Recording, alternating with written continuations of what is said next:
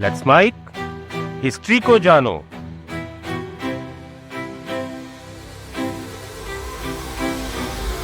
तारीख 30 दिसंबर 1916, जगह रूस की राजधानी। एक आदमी को खाने में पोटेशियम साइनाइड दिया जाता है, इतना जहर कि 5 हाथी मर जाए, लेकिन उसे कुछ नहीं होता।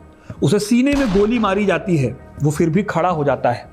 उसे दोबारा गोली लगती है, लोहे की रॉड से पीटा जाता है और आखिर में बर्फीली नदी में फेंक दिया जाता है। जब उसकी लाश मिलती है तो पता चलता है कि वो जहर से नहीं, गोली से नहीं, बल्कि पानी के अंदर दम घुटने से मरा था। यह आदमी कोई सुपर हीरो नहीं था, इसका नाम था ग्रेगरी रास्पुतिन। रूस के लोग उसे शैतान का अवतार कहते थे। शाही परिवार उसे भगवान का दूत मानता था, लेकिन सच ये है कि यह अकेला आदमी 300 साल पुराने रोमनोव एम्पायर की तबाही की सबसे बड़ी वजह बना। आज की कहानी रूस की क्रांति की है, लेकिन उस चेहरे के साथ जिसने इस क्रांति की आग में घी डालने का काम किया। दोस्तों, इतिहास की किताबों में लिखा है कि 1917 में रूस में क्रांति हुई और उसके नेता थे लेनिन। लेकिन क्या आप जानते हैं कि इस क्रांति का असली ट्रिगर कोई नेता नहीं, बल्कि एक अनपढ़, मिस्टीरियस और बहुत ही कंट्रोवर्शियल तांत्रिक था। एक ऐसा आदमी जिसने ना कोई फौज चलाई, ना कोई नारा दिया। उसने बस महल के अंदर बैठकर पूरे एम्पायर को खोखला कर दिया और मरने से पहले उसने एक ऐसी भविष्यवाणी लिखी जो 1.5 साल बाद एक एक शब्द सहित सच हो गई। तो आखिर ये रास्पुतिन था कौन और महल में ये पहुंचा कैसे? कैसे उसने 300 साल पुराने साम्राज्य की नींव हिला दी? और क्या थी रूस की क्रांति की असली कहानी? ये सब जानेंगे वीडियो में, तो अंत तक जरूर देखिएगा, क्योंकि अपना इतिहास नहीं जानोगे तो खुद को कैसे पहचानोगे।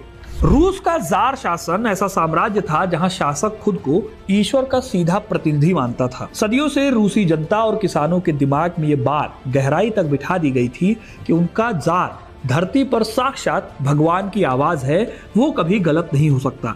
लेकिन फिर 1900 आते आते इस ईश्वरीय राजा की असलियत सड़कों पर बिखरने लगी। एक तरफ थे किसान और मजदूर जो कारखानों में 11 से 12 घंटे काम करते हुए खटते थे, बदबूदार बस्तियों में रहते थे, भयानक गरीबी और भारी टैक्स के बोझ तले जी रहे थे।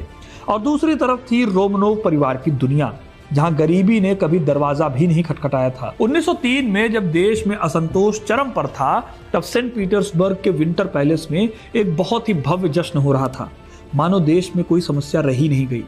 यही वो कंट्रास्ट था जो लोगों के अंदर धीरे धीरे नफरत की आग सुलगा रहा था। इसी असंतोष के बीच आता है 22 जनवरी 1905 का दिन। हजारों मजदूर और आम लोग सेंट पीटर्सबर्ग में जार निकोलस के महल की ओर मार्च कर रहे थे। अभी भी लोग राजा को अपना पिता मानते थे।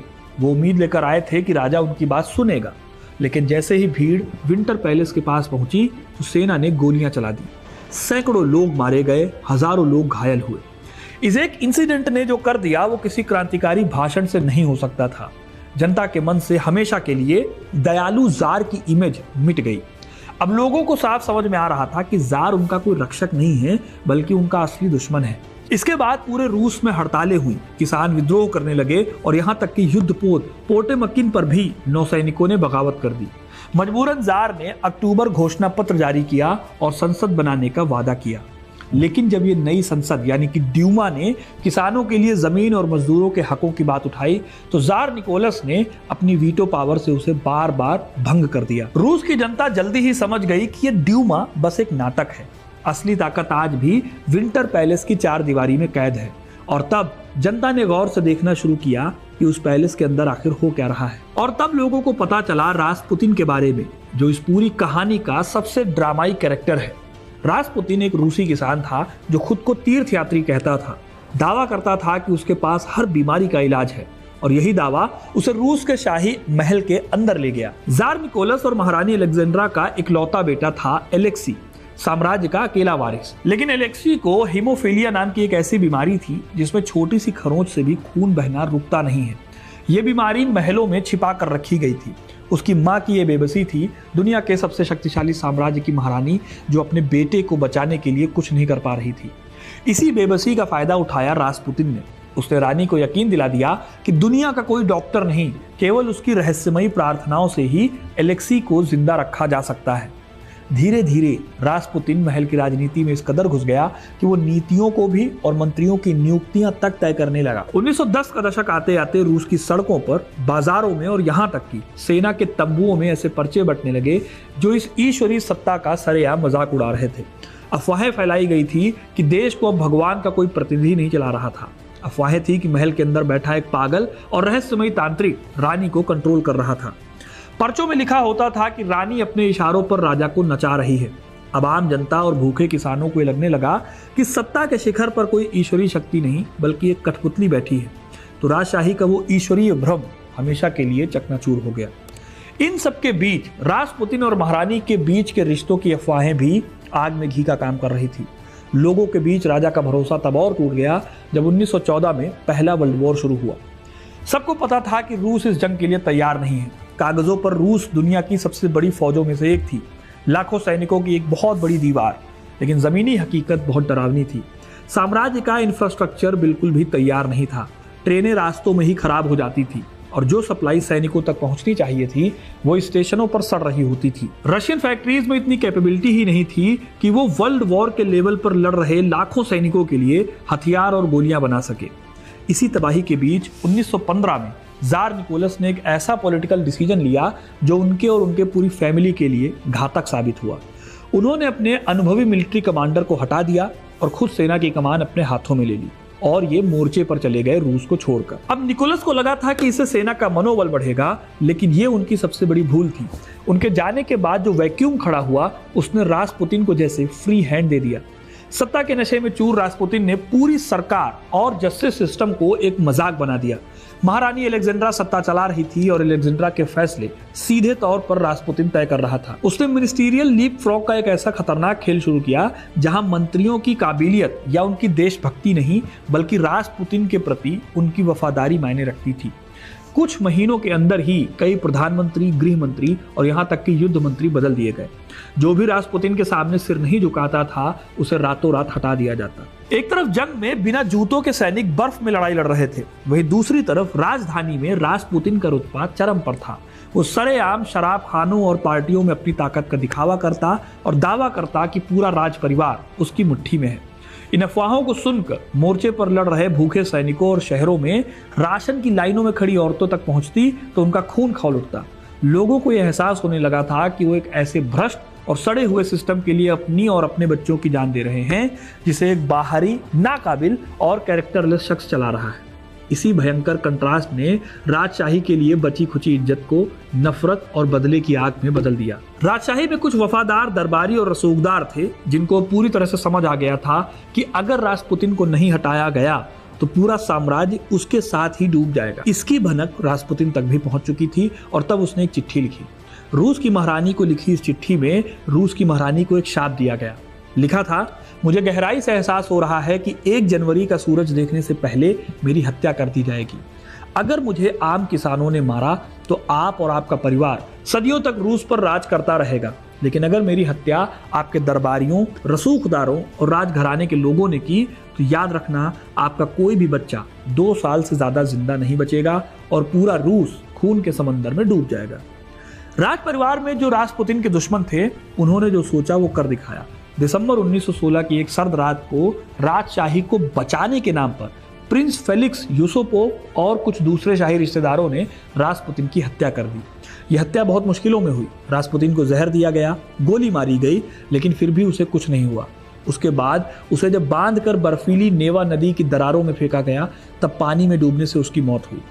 अब रासपुतिन तो मारा गया, लेकिन उसकी हत्या राजशाही को बचा नहीं पाई, बल्कि इसने महल के अंदर फैले खोखलेपन को दुनिया के सामने नंगा कर दिया। रासपुतिन की वो खौफनाक चिट्ठी अब हकीकत में बदलने वाली थी, क्योंकि उसे मारने वाले कोई आम किसान नहीं बल्कि जार के ही दरबारी और रसूखदार थे।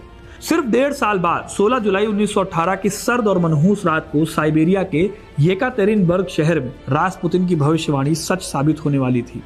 तो रासपुतिन की मौत के बाद से शुरू होती है रूस की पहली क्रांति की कहानी। जी हाँ, अक्सर लोग 1917 की घटनाओं को इतिहास की किताबों में एक ही क्रांति के रूप में पढ़ लेते हैं, लेकिन वास्तव में उस साल 2 बिल्कुल अलग अलग क्रांतियां हुई थी। इन दोनों ही क्रांतियों का नेचर और मकसद एक दूसरे से बिल्कुल अलग थे। पहली क्रांति, जिसे हम फरवरी की क्रांति कहते हैं, ये किसी बड़े साजिश या सिद्धांत से नहीं बल्कि आम लोगों के गुस्से से शुरू हुई थी। 23 फरवरी 1917 को रूस की औरतों और मजदूरों ने सड़कों पर उतरकर साम्राज्य के खिलाफ नारे लगाने शुरू कर दिए। हड़तालें शुरू हो गई। जार की सरकार ने सेना को आदेश दिया कि इन प्रदर्शनकारियों पर गोलियां चलाई जाएं, लेकिन सेना के जवान भी इसी समाज का हिस्सा थे और उनकी भी हालत ठीक नहीं थी। सरकार का साथ देने की बजाय पुलिस और सेना के जवानों ने भी आम जनता का साथ देना शुरू कर दिया। इन्होंने अपने ही अफसरों के खिलाफ बगावत कर दी। ये क्रांति मेनली जन आक्रोश से शुरू हुई, जिसमें ऑर्गेनाइज्ड लीडरशिप बहुत ही लिमिटेड लेवल पर थी। लोगों का गुस्सा इतना बड़ा और इतना नेचुरल था कि कुछ ही दिनों में 300 साल पुराना ताकतवर रोमनोव एम्पायर ढह गया और एक टेम्परेरी सरकार ने सत्ता संभाली। रोमनोव एम्पायर के गिरने के बाद जब ये नई अस्थायी सरकार बनी तो रूस के लोगों ने राहत की सांस ली। जनता की मांगें बहुत सीधी थी, हमें इस खूनी युद्ध से बाहर निकालो और पेट भर रोटी दो। लेकिन इस नई सरकार ने एक ऐसी ऐतिहासिक गलती की जिसने रूस की किस्मत को हमेशा के लिए बदल दिया। वेस्टर्न देशों के दबाव और अपने झूठे सम्मान के चक्कर में इस नई सरकार ने फर्स्ट वर्ल्ड वॉर से बाहर निकलने से साफ मना कर दिया। लोगों को लगा कि राजा तो बदल गया लेकिन हमारी लाइफ में कोई चेंज नहीं आया। इसी दौरान रूस में एक और ताकत खड़ी हो रही थी, सोवियत की ताकत। ये मजदूरों और सैनिकों की अपनी कमिटीज थी जिनकी जमीनी पकड़ सरकार से भी ज्यादा मजबूत थी। पूरे देश में एक डुअल पावर यानी दोहरी सत्ता का कंफ्यूजन फैल गया। एक तरफ वो सरकार थी जिसके पास कोई ताकत नहीं थी और दूसरी तरफ सोवियत थी जिनके पास जनता का पूरा सपोर्ट था। नई सरकार की इसी नाकामी और जनता की हताशा ने उस इंसान के लिए एकदम परफेक्ट स्टेज तैयार किया जो इतिहास का सबसे बड़ा गेम पलटने वाला था।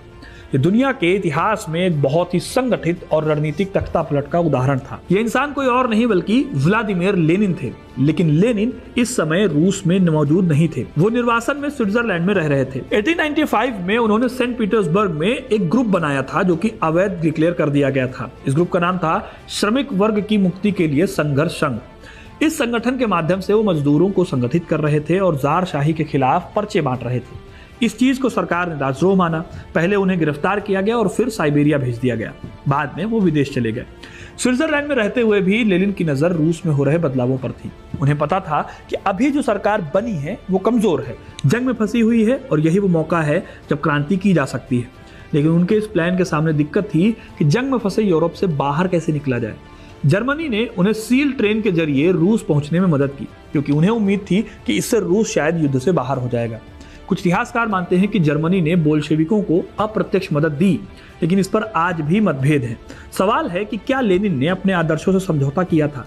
एक दुश्मन देश से मदद लेना क्या सच में गद्दारी थी?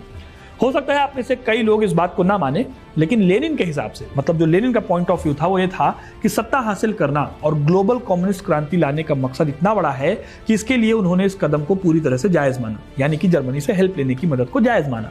फिर अक्टूबर 1917 में एक प्लान्ड तख्तापलट के जरिए बोल्शेविकों ने सत्ता पर कब्जा कर लिया। इस तरह से क्रांति ने अपना रास्ता ढूंढ लिया और रूस में पहली कम्युनिस्ट सरकार की स्थापना हुई। लेकिन सत्ता में आने के बाद रूस जिस दौर में पहुंचा वो इतिहास के सबसे खूनी हिस्सों में से एक है।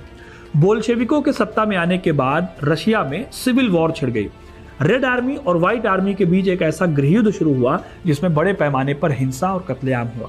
व्हाइट आर्मी, जिसमें राजशाही के समर्थक, पूर्व अधिकारी और कई दूसरे गुट शामिल थे, इन्होंने व्हाइट टेरर का दौर चलाया, खास तौर पर यहूदियों के खिलाफ। अक्सर इन यहूदियों को बिना किसी ठोस सबूत के बोल्शेविकों से जोड़ दिया जाता और उन्हें भयानक कत्लेआम का निशाना बनाया जाता। दूसरी तरफ अपनी सत्ता को मजबूत करने के लिए बोल्शेविकों ने रेड टेरर की शुरुआत की। ये कोई बेकाबू हिंसा नहीं थी बल्कि एक ऑर्गेनाइज्ड पॉलिसी थी जिसका मकसद था समाज से विरोधियों और बुर्जुआ वर्ग के हर निशान को पूरी तरह से कुचलना। चेका नाम की एक सीक्रेट पुलिस बनाई गई। इस पुलिस ने समाज में उठती हर नाराज आवाज को दबाने की कोशिश की। जो भी नई सरकार से असहमत होता उसे दुश्मन घोषित कर दिया जाता। और रास्पुतिन की भविष्यवाणी का क्या हुआ?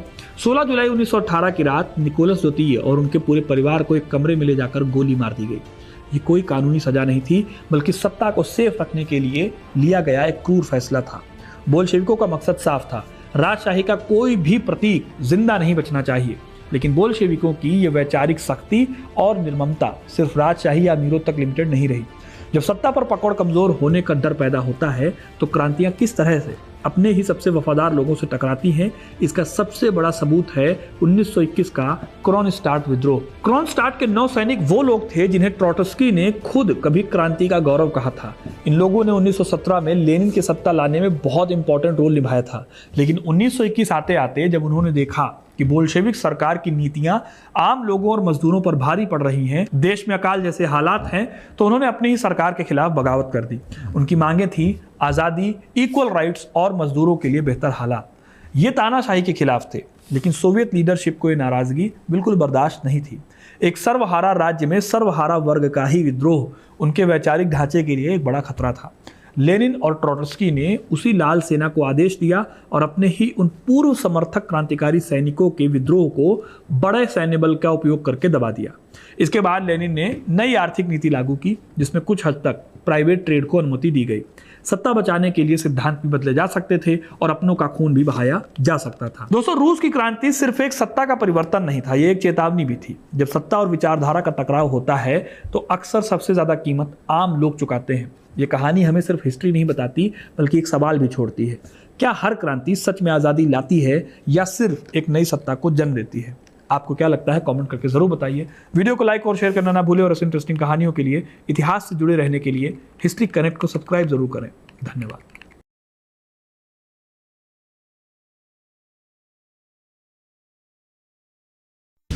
आप सुन रहे थे let's mind more than radio. Follow कीजिए हमें हमारे सोशल मीडिया प्लेटफॉर्म्स पर।